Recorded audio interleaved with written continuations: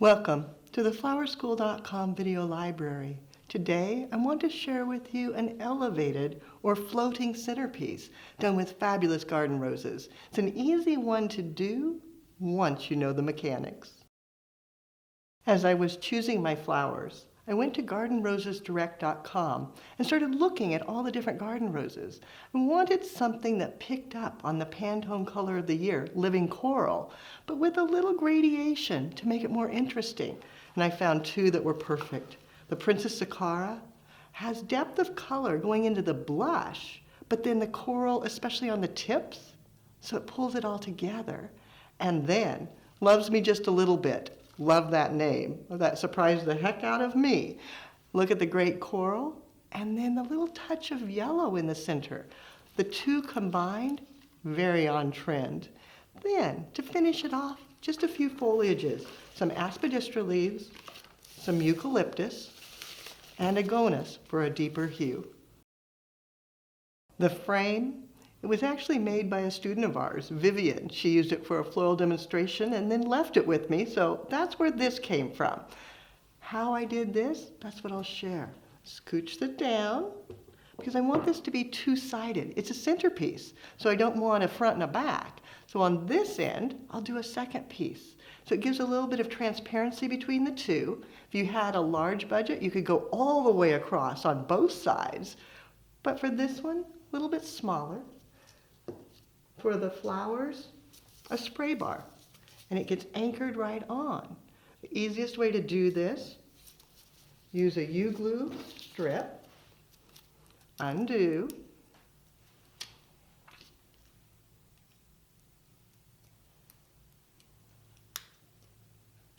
and then stretch it the whole length of the spray bar,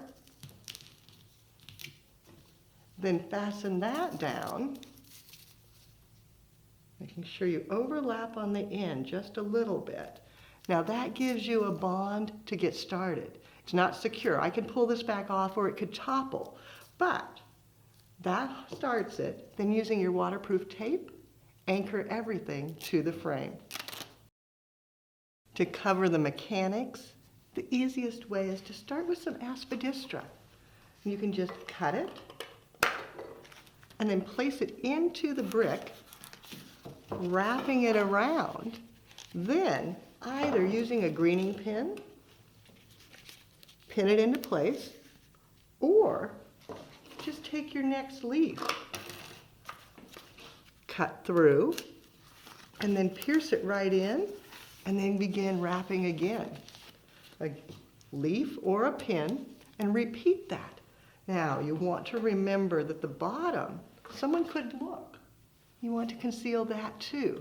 So taking a moment and adding a leaf, you can even kind of fold it up and in, then around, and pin it directly into place, tucking it in, and then one last leaf over the top, making sure that everything's concealed. Now you're going to have your flowers there too, so it will all work. But it's just kind of nice to get started.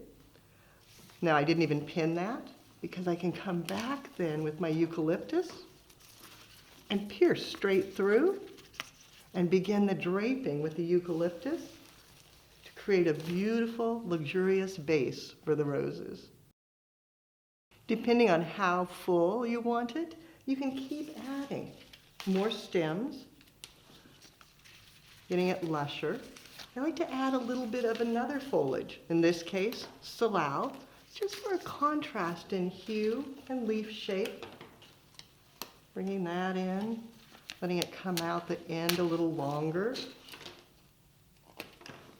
Maybe bending down a little bit.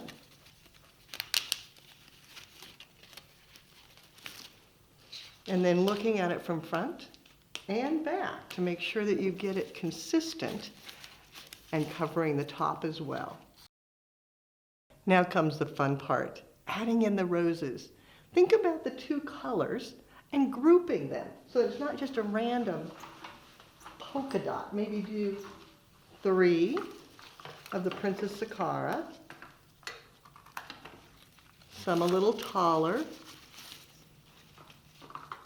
some a little shorter, but grouped close together.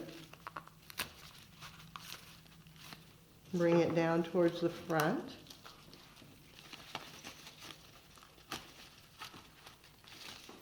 Then,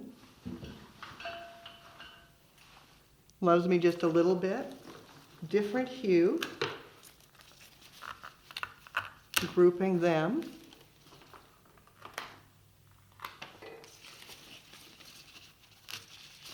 Again, different levels.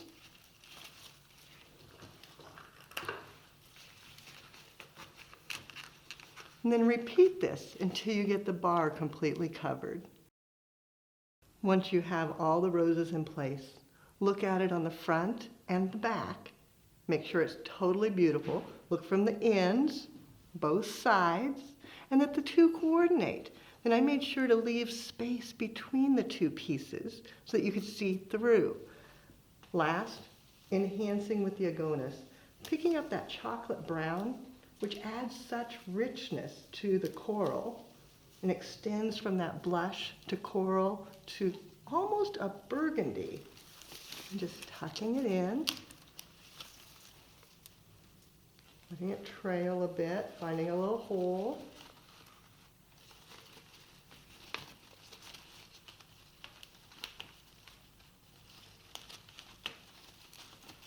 And crossing over.